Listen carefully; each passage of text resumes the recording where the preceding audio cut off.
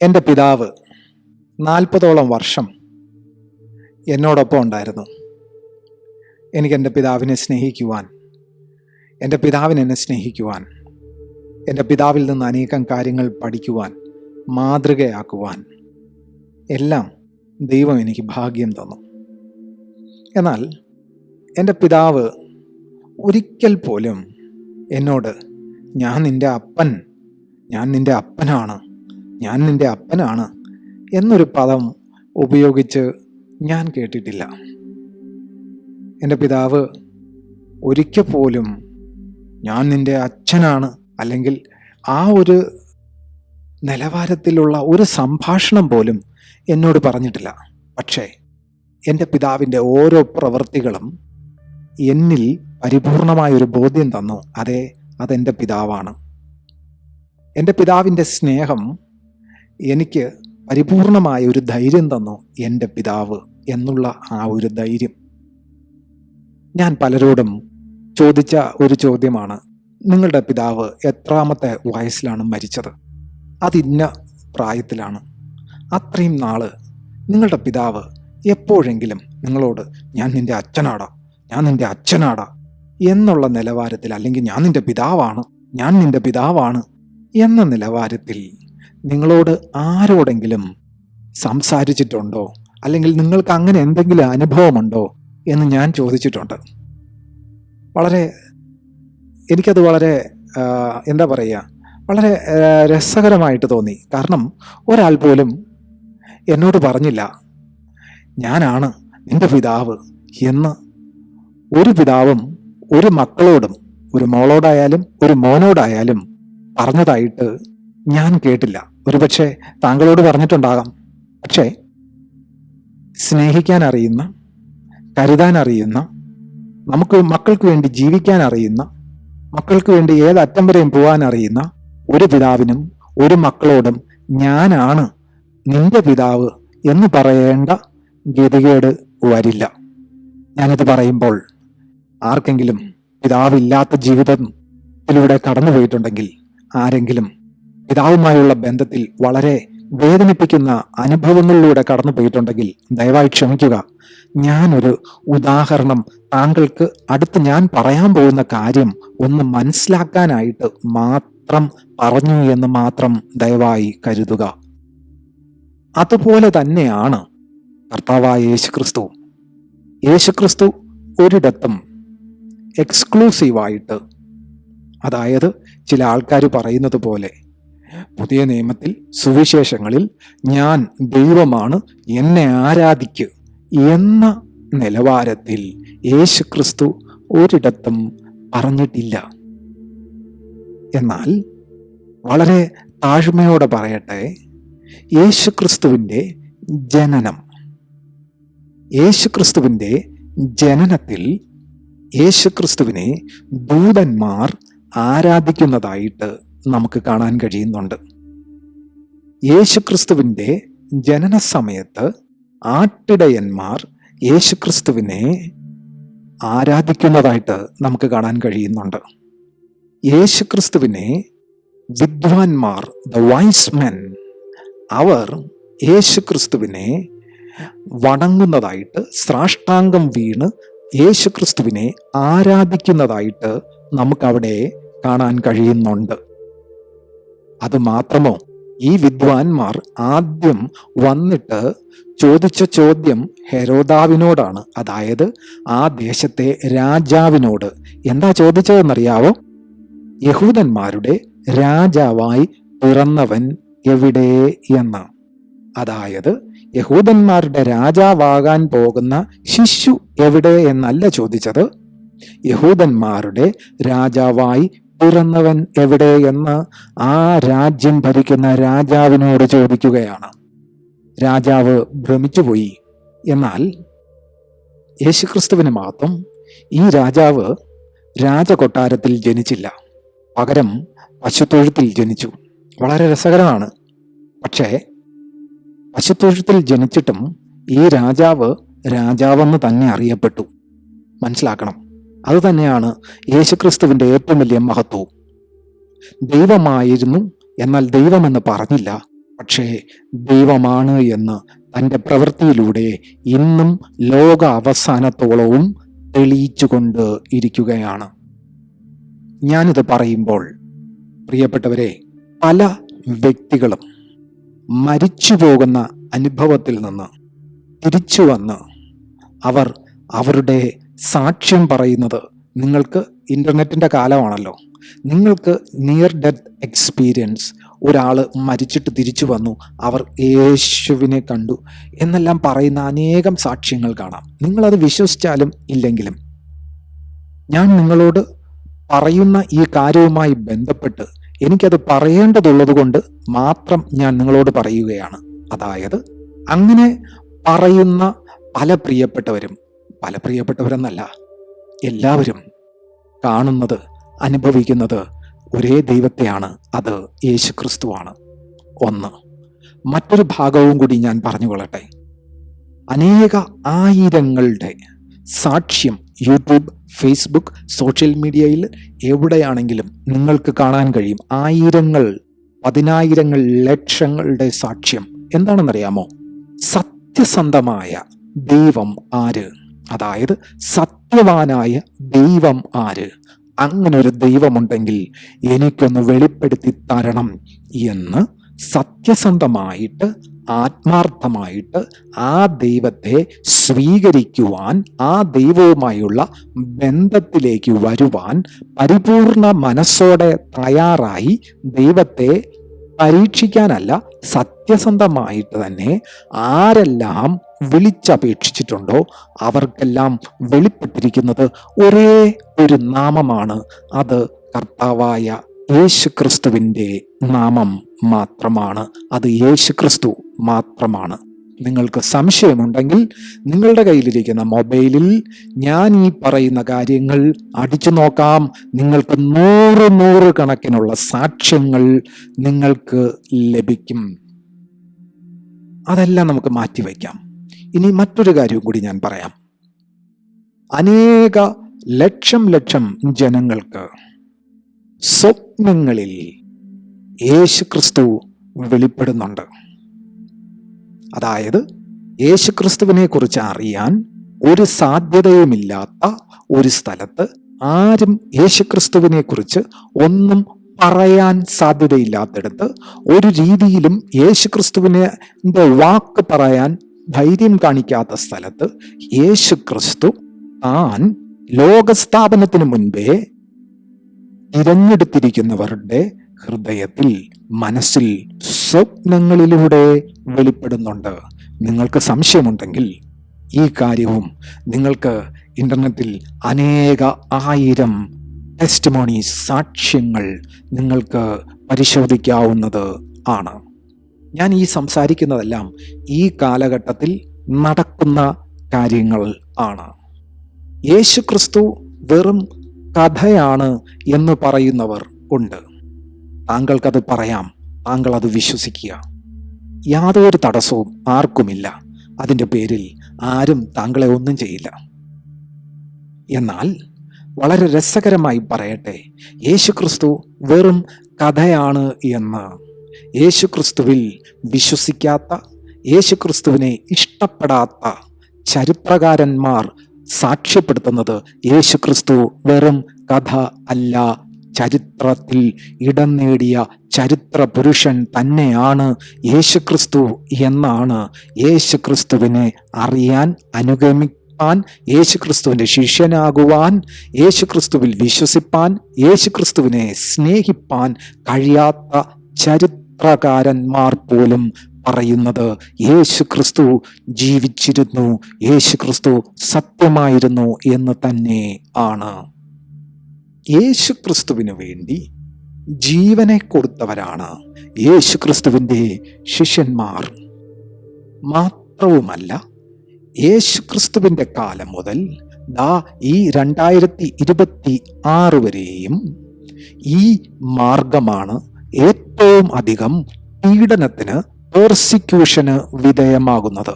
ഞാൻ ഈ സംസാരിക്കുന്ന സമയത്തും അനേക ആയിരങ്ങൾ ജയിലിലാകുന്നു, അനേക ആയിരങ്ങൾ കൊല്ലപ്പെടുന്നു, അനേകായിരങ്ങൾ ബലാത്സംഗത്തിന് വിധേയമാകുന്നു, അനേകായിരങ്ങൾ തകർന്നുകൊണ്ടിരിക്കുന്നു. ഞാൻ ഈ പറയുന്ന ഈ നിമിഷം സംശയമുണ്ടെങ്കിൽ ഏറ്റവും അധികം പെർസിക്യൂഷൻ നേരിടുന്ന മതം അല്ലെങ്കിൽ മാർഗമേതെന്ന് നിങ്ങളൊന്ന് ടൈപ്പ് ചെയ്ത് നോക്കുക. അല്ലെങ്കിൽ വേണ്ട, ഓരോ ദിവസവും നിങ്ങളുടെ മുമ്പിൽ വരുന്ന വാർത്താ മാധ്യമങ്ങൾ ഒന്ന് പരിശോധിച്ചാൽ മാത്രം മതി, നിങ്ങൾക്ക് കാണാം.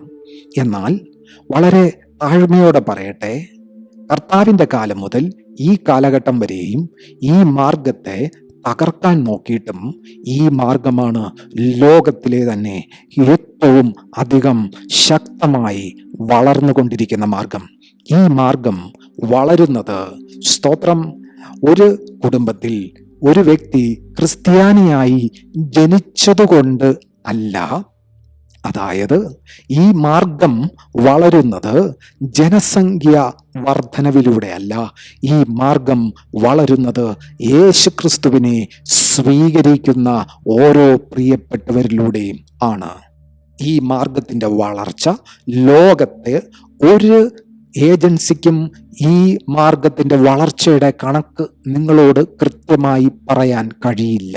കാരണം ഈ മാർഗത്തോട് സത്യസന്ധമായി ചേരുന്നവരെ കർത്താവ് തൻ്റെ ശരീരത്തോടുകൂടെ ചേർക്കുകയും തൻ്റെ ആത്മാവിനെ അവർക്ക് കൊടുക്കുകയും തന്നെ അവരെ തൻ്റെ അടിമയാക്കി തൻ്റെ കൽപ്പന അനുസരിക്കുന്ന ഏതെങ്കിലും ഒരു നിലവാരത്തിൽ വളരെ കഷ്ടപ്പെട്ട് ജീവിക്കാൻ പ്രേരിപ്പിക്കുന്ന നിലവാരത്തിലല്ല, മറിച്ച് ദൈവം തൻ്റെ മക്കളാക്കി സ്വാതന്ത്ര്യത്തിൻ്റെ ആത്മാവാകുന്ന, വിശുദ്ധിയുടെ ആത്മാവാകുന്ന പരിശുദ്ധ ആത്മാവിനെ തന്നെ അവരുടെ മേൽ കൊടുത്ത് അവർക്ക് വേണ്ടുന്ന സകലതും നൽകി വഴി നടത്തുന്നവനാണ് നമ്മുടെ ദൈവം. യേശുക്രിസ്തുവിന് മഹത്വം. യേശുക്രിസ്തു ഈ ഭൂമിയിൽ ജീവിച്ചത് പാപം ഇല്ലാത്തവൻ ആയിട്ടാണ്. യേശുക്രിസ്തു ഈ ഭൂമിയിൽ ജനിച്ചത് തൻ്റെ സ്വന്തം ആത്മാവിനാൽ ആണ്. അതായത് ദൈവത്തിൻ്റെ ആത്മാവിനാൽ ദൈവം മനുഷ്യനായി ജനിച്ചു. അതാണ് യേശുക്രിസ്തു. വചനം ദൈവമാണ്. വചനം ജഡമായി തീർന്നു. വചനം കൃപയും സത്യവും നിറഞ്ഞവനായി നമ്മുടെ ഇടയിൽ പാർത്തു. കർത്താവിൻ്റെ നാമം മഹത്വപ്പെടുമാറാകട്ടെ. യേശുക്രിസ്തുവിനെ കുറിച്ച് വചനം നമ്മോട് വ്യക്തമാക്കുന്നത്, യേശുക്രിസ്തുവിൽ സർവസമ്പൂർണതയും, ആരുടെ? ദൈവത്തിൻ്റെ സർവസമ്പൂർണതയും, all the fullness of God is in Christ. ക്രിസ്തുവിലാണ് ദൈവത്തിൻ്റെ സർവസമ്പൂർണതയും വസിക്കുന്നത്. ദൈവത്തെ ആർക്കും കാണാൻ കഴിയില്ല. എന്നാൽ ദൈവത്തിന് ഒരു നാണയത്തിന് രണ്ട് വശം ഉള്ളതുപോലെ ദൈവത്തിന് രണ്ട് വശം ഉണ്ട്. ഒന്ന്, ഏവർക്കും കാണുവാൻ, ഏവർക്കും അടുത്തു ചെല്ലുവാൻ കഴിയുന്ന ഒരു ഭാഗം, മറ്റൊരു ഭാഗം ആർക്കും കാണാൻ കഴിയാത്ത ഭാഗം. അതായത് അദൃശ്യനായ ഒരു ഭാഗം, ഒന്ന് ദൃശ്യമായ ഭാഗം. യേശുക്രിസ്തു അദൃശ്യനായ ദൈവത്തിൻ്റെ ദൃശ്യമായ ഭാഗമാണ്, ദൃശ്യമായ പ്രതിമയാണ്. അല്ലെങ്കിൽ he is the visible image of the invisible God. Invisible ഇമേജിൻ്റെ വിസിബിൾ ഇമേജ് എന്ന് പറയുന്നത്, അല്ലെങ്കിൽ അദൃശ്യനായ ദൈവത്തിൻ്റെ ദൃശ്യമായ ഭാവമെന്ന് പറയുന്നത്, തൻ്റെ വായിൽ നിന്ന് പുറപ്പെടുന്ന സകല സൃഷ്ടിക്കും ആധാരമായിരിക്കുന്ന തൻ്റെ വചനമാണ്. ആ വചനം തൻ്റെ ആത്മാവിനാലാണ് ചലിക്കുന്നത്, തൻ്റെ ആത്മാവിനാലാണ് സകലതും ചെയ്യുന്നത്. ആ വചനം ഇന്നും പ്രവർത്തിച്ചു കൊണ്ടേ ഇരിക്കുകയാണ്. ആ വചനം ജഡപ്രകാരം ഭൂമിയിൽ അവതരിച്ചു. ആ വചനം നമ്മുടെ ഇടയിൽ പാപമില്ലാത്തവനായി ജനിച്ചു. ആ വചനം മനുഷ്യരുടെ പാപം ക്ഷമിച്ചു. ആ വചനം പാപികളെ കണ്ടപ്പോൾ ഞാൻ വിശുദ്ധനാണ്, ഇവനെ കല്ലെറിഞ്ഞു കൊല്ലുക എന്ന് പറഞ്ഞില്ല. പകരം ഇനി മേലാൽ പാപം ചെയ്യരുത്, ഞാൻ നിന്നെ ശിക്ഷ വിധിക്കുന്നില്ല എന്ന് പറഞ്ഞ് അവരെ ആ പാപത്തിൽ നിന്ന് വിടുവിച്ചു, ആ മരണത്തിൽ നിന്ന് വിടുവിച്ചു. മാത്രമോ, പാപികളോട് ഒപ്പം ജീവിച്ചു. പാപത്തിൽ നിന്ന് പാപികളെ വിടുവിച്ചു. രോഗികളെ പാപം ക്ഷമിച്ച് രോഗികളെ പാപം സൗഖ്യം ആക്കി. യേശുക്രിസ്തുവിന് മഹത്വം. ദൈവത്തിന് മാത്രമേ പാപം ക്ഷമിക്കാൻ കഴിയൂ. ദൈവത്തിന് മാത്രമേ പാപമില്ലാത്തവനായി ജീവിക്കാൻ കഴിയൂ. ദൈവത്തിന് മാത്രമേ നിങ്ങളിൽ ആർക്ക് എൻ്റെ പാപത്തെ ചൂണ്ടിക്കാണിക്കാൻ കഴിയും, എന്നിൽ പാപമുണ്ടെങ്കിൽ ചൂണ്ടിക്കാണിക്ക് എന്ന് വെല്ലുവിളിക്കാൻ ദൈവത്തിന് മാത്രമേ കഴിയൂ. കാരണം ഒരു മണിക്കൂറിൽ നിങ്ങൾ എത്ര തവണ നിങ്ങൾ ഏതെല്ലാം നിലവാരത്തിൽ ചിന്തിക്കുന്നെന്നും ചിന്തിച്ചു നോക്ക്. എന്നിട്ട് നിങ്ങൾക്കത് മനസ്സിലാക്കാൻ കഴിയുന്നുണ്ടെങ്കിലൊന്ന് മനസ്സിലാക്കാൻ ശ്രമിക്കുക. ദൈവം നീ പാപി എന്ന് പറഞ്ഞ് താങ്കളെയും എന്നെയും ഭീഷണിപ്പെടുത്തുവാനല്ല വന്നത്. പകരം നീ പാപിയാണ്, നീ പേടിക്കണ്ട, നിന്റെ പാപത്തിന് ഞാനൊരു പരിഹാരമാണ്, ധൈര്യമായിരിക്ക്, ഞാൻ സകലത്തും നിയന്ത്രിക്കുന്നവനാണ്, ഞാൻ നിന്നെ കാത്തുകൊള്ളാം എന്ന് പറഞ്ഞ് ഇറങ്ങി വന്നവനാണ് യഥാർത്ഥ സത്യ വിശുദ്ധ ദൈവം. അത് യേശു ക്രിസ്തുവാണ്. പ്രിയപ്പെട്ടവരെ, യേശുക്രിസ്തു പാപം ക്ഷമിച്ചു. യേശുക്രിസ്തു രോഗികളെ സൗഖ്യമാക്കി. യേശുക്രിസ്തു മരിച്ചവരെ ഉയർപ്പിച്ചു. യേശുക്രിസ്തു നാറ്റം വച്ച് 4 നാളായ ശവശരീരത്തോട് ഇപ്രകാരം വിളിച്ചു പറഞ്ഞു, ലാസറേ come forth, loose that man, let him go. യേശുക്രിസ്തുവിന് മഹത്വം. ലാസറേ പുറത്തു വാ, കെട്ടഴിപ്പിൻ, അവൻ പോകട്ടെ എന്ന് പറഞ്ഞു. ലാസർ പുറത്തു വന്നു, കെട്ടഴിച്ചു. ലാസർ കർത്താവിനോടുകൂടെ അത്താഴത്തിൽ ഇരുന്നു. അത് ദൈവത്തിന് മാത്രമേ കഴിയൂ. യേശുക്രിസ്തുവിന് വേണമെങ്കിൽ ഓരോ രോഗം സൗഖ്യമാകുമ്പോൾ വിളിച്ചു പറയാം, ഞാൻ ദൈവമാണ്, എന്നെ ആരാധിക്ക്. ഓരോ വ്യക്തികളുടെയും പാപം ക്ഷമിക്കുമ്പോൾ വിളിച്ചു പറയാം, ഞാൻ ദൈവമാണ്, എന്നെ ആരാധിക്ക്. ലാസറിനെ നാറ്റം വെച്ച 4 നാൾ കഴിഞ്ഞ ആ ശവശരീരം ഉയർപ്പിച്ചപ്പോൾ വേണമെങ്കിൽ വിളിച്ചു പറയാം, ഞാൻ ദൈവമാണ്, എന്നെ ആരാധിക്ക്. പ്രിയപ്പെട്ടവനെ, യേശുക്രിസ്തു ഈ ഭൂമിയിൽ വന്നത് ഞാൻ ദൈവമാണ്, എന്നെ ആരാധിക്കൂ എന്ന് പറയാനല്ല. യേശുക്രിസ്തു ഈ ഭൂമിയിൽ വന്നത്, പ്രിയപ്പെട്ടവനെ, താങ്കളുടെ പാപം എത്ര വലിയ കടും ചുവപ്പേറിയതായാലും, താങ്കളുടെ ജീവിതം എത്ര വലിയ തകർച്ചയിലുള്ളതായാലും, താങ്കളുടെ ജീവിതത്തെ രക്ഷിക്കാൻ ഒരു ദൈവമല്ല, മറിച്ചൊരു പിതാവുണ്ടെന്ന് പറയുവാനാണ്. പിതാവിനെ വെളിപ്പെടുത്തുവാൻ വന്ന ദൈവം സ്വന്തം ആ ദൈവികമെന്ന ദൈവത്വത്തെ മാറ്റിവെച്ച് പകരം ഒരു പിതൃ സ്നേഹത്താൽ നമ്മെ വാരിപ്പുണരുവാൻ വന്ന ദൈവത്തിന് ഒരിക്കലും മനുഷ്യൻ പറയുന്നത് പോലെ ഞാൻ ഇന്ന ആളാണ്, എന്നെ ബഹുമാനിക്ക്, എന്നെ ആരാധിക്കെന്ന് പറയാൻ കഴിയില്ല. ഒരപ്പനും മക്കളോട് അങ്ങനെ പറയില്ല, ഒരപ്പനും പറയില്ല. ഈ കർത്താവ് നമ്മോട് പറയുകയാണ്, ഞാൻ നിന്റെ പിതാവാണ്. മകനെ, മകളെ, ഞാൻ നിന്റെ പിതാവാണ്. ഞാൻ നിന്റെ പാപം ക്ഷമിക്കുന്നവനാണ്. ഞാൻ നിന്റെ രോഗം നീക്കുന്നവനാണ്. ഞാൻ നിന്നെ മരിച്ചവരുടെ ഇടയിൽ നിന്ന് ഉയർപ്പിക്കുന്നവനാണ്. ഞാൻ നിന്നെ എൻ്റെ ആത്മാവിനാൽ വീണ്ടും ജനിപ്പിക്കുന്നവനാണ്.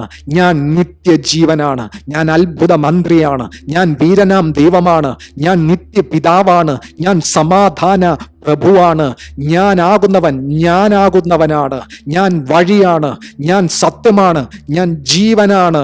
ഞാൻ എന്നേക്കും നിലനിൽക്കുന്നവനാണ്. ഞാൻ വീണ്ടും ജനനത്തിന്റെ ഉറവിടമാണ്. ഇതൊന്നും കർത്താവായ യേശുക്രിസ്തു വെറുതെ രാഷ്ട്രീയക്കാരെ പോലെ പറഞ്ഞുകൊണ്ട് നടന്നില്ല. എന്തെങ്കിലും ഒരു ചെറുതായിട്ട് എന്തെങ്കിലും കാണിച്ചിട്ട് പറഞ്ഞുകൊണ്ട് നടന്നില്ല. പകരം മൗനമായി തൻ്റെ പ്രവൃത്തിയെ ചെയ്തു. ആരെല്ലാം തന്നെ തിരിച്ചറിയുമോ അവർക്കെല്ലാം ഈ സത്യത്തെ അനുഭവിക്കാൻ കഴിയും. അവരെല്ലാവരും ദൈവത്തിൻ്റെ മക്കളായി മാറും. യേശു ക്രിസ്തുവ് പ്രാധാന്യം കൊടുത്തത് പിതാവിനാണ്. എന്തിനാന്നറിയാവോ? നാം ദൈവത്തെ ദൈവമായി കാണാതെ ദൈവത്തെ പിതാവായി കാണാനാ. അതുകൊണ്ടാണ് യേശുക്രിസ്തു പറഞ്ഞത്, പിതാവ് എന്നെക്കാളും വലിയവനാണ്. ഇതൊന്നും ആരും മനസ്സിലാക്കുന്നില്ല. വെറുതെ എന്തെങ്കിലും അങ്ങ് പറഞ്ഞങ്ങ് ഒപ്പിക്കുകയാ. പ്രിയപ്പെട്ടവനെ, വഞ്ചിക്കപ്പെടരുതേ. ഒരു ജീവിതമേ ഉള്ളൂ, നശിക്കരുത്. കർത്താവ് ഭൂമിയിൽ വന്നത് ദൈവമായിട്ടല്ല. കർത്താവ് ഭൂമിയിൽ വന്നത് മനുഷ്യനായിട്ടാ. എന്തിനെന്നറിയാമോ? മനുഷ്യനായി വന്ന ദൈവത്തെ സ്വീകരിക്കുന്ന ഏവരും ദൈവത്തിന്റെ മക്കളാകുവാൻ. അതാണ് ദൈവത്തിന്റെ സ്നേഹം. നാം മരണത്തിന് വിധിക്കപ്പെട്ടവരാ. പക്ഷേ ആ മരണം, ആ നിത്യമായ മരണം ദൈവം ഏറ്റെടുത്തിരിക്കുകയാ. ആ ദൈവത്തെ സ്വീകരിക്കാൻ, ഈ ദൈവത്തെ തിരിച്ചറിയാൻ താങ്കൾക്ക് കഴിയട്ടെ എന്ന് ഞാൻ പ്രാർത്ഥിക്കുകയാണ്. ഈ ദൈവം നിങ്ങളെ കുറ്റപ്പെടുത്തുന്ന ദൈവമല്ല. മതം നിങ്ങളോട് അങ്ങനെ നടക്കരുത്, ഇങ്ങനെ നടക്കരുത്, അങ്ങനെ പോകണം, ഇങ്ങനെ പോകണം എന്നൊക്കെ പറയും. കർത്താവ് പറയുന്നത് എന്താണെന്നറിയാമോ? എന്നിൽ വസിക്ക്, എന്നിൽ വസിക്കന്നേ, എന്നിൽ വസിക്ക്, എൻ്റെ ആത്മാവിനെ അനുസരിക്ക്. എൻ്റെ നുകം ലഘുവാണ്. ഞാൻ നിങ്ങളെ നരയ്ക്കുവോളം, നിങ്ങളുടെ അവസാന നിമിഷത്തോളം ഞാൻ നിങ്ങളെ ചുമന്നുകൊള്ളാം. ഞാൻ നിങ്ങൾക്കായി കരുതിക്കൊള്ളാം. ഞാൻ നിങ്ങൾക്ക് സകല ബുദ്ധിയും കവിയുന്ന ദൈവിക സമാധാനത്തെ തരാം. ഞാൻ സ്നേഹമാണ്, ഞാൻ കരുണയാണ്, ഞാൻ സ്നേഹവും കരുണയുള്ളവനാണ്. ഞാൻ ദൈവമാണ്, എന്നെ ആരാധിക്ക് എന്നൊന്നും ഞാൻ പറഞ്ഞ് നിങ്ങളെ ഭീഷണിപ്പെടുത്തില്ല. ഞാൻ നിങ്ങളുടെ പിതാവാ, ഞാൻ നിങ്ങളുടെ പിതാവാ. ഞാൻ നിങ്ങൾക്കായി മരിക്കാൻ റെഡിയായി വന്നതാ. ഞാൻ മരിച്ചു, അടക്കപ്പെട്ടു, ഉയർത്തെഴുന്നേറ്റു. എൻ്റെ ആത്മാവിനെ നിങ്ങൾക്ക് തന്ന് നിങ്ങളെ എന്നോടുകൂടെ ചേർക്കാനാ ഞാൻ നിൽക്കുന്നത്. നിങ്ങളെ തകർക്കാനല്ല, നിങ്ങളെ പണിയാനാ ഞാൻ നിൽക്കുന്നത്. എങ്ങനെ? എന്നോടുകൂടെ ചേർത്ത് പണിയുവാൻ. നിങ്ങളുടെ അർഹതയോ യോഗ്യതയോ ഒന്നും ഞാൻ നോക്കുന്നില്ല. ഞാൻ എന്നെ കാണുന്നത് പോലെ നിങ്ങളെ കാണുവാൻ തക്കവണ്ണം ഞാൻ നിങ്ങളെ എൻ്റെ മക്കളാക്കിയിരിക്കുക, എൻ്റെ ശരീരത്തിൻ്റെ ഭാഗമാക്കിയിരിക്കുക, എൻ്റെ ആത്മാവിൻ്റെ ഭാഗമാക്കിയിരിക്കുക. ഞാൻ നിങ്ങളുമായി ഒന്നായിരിക്കാൻ ആഗ്രഹിക്കുന്നു. നിങ്ങൾ കർത്താവായ യേശു ക്രിസ്തുവിൽ പിതാവിനെ കാണുന്നു. അപ്രകാരം തന്നെ നിങ്ങൾ കർത്താവായ യേശു ക്രിസ്തുവിൽ വസിച്ചാൽ നിങ്ങളും ദൈവത്തെ പിതാവായി കാണും. പ്രിയപ്പെട്ടവരെ, അതാണ് സത്യ സുവിശേഷം.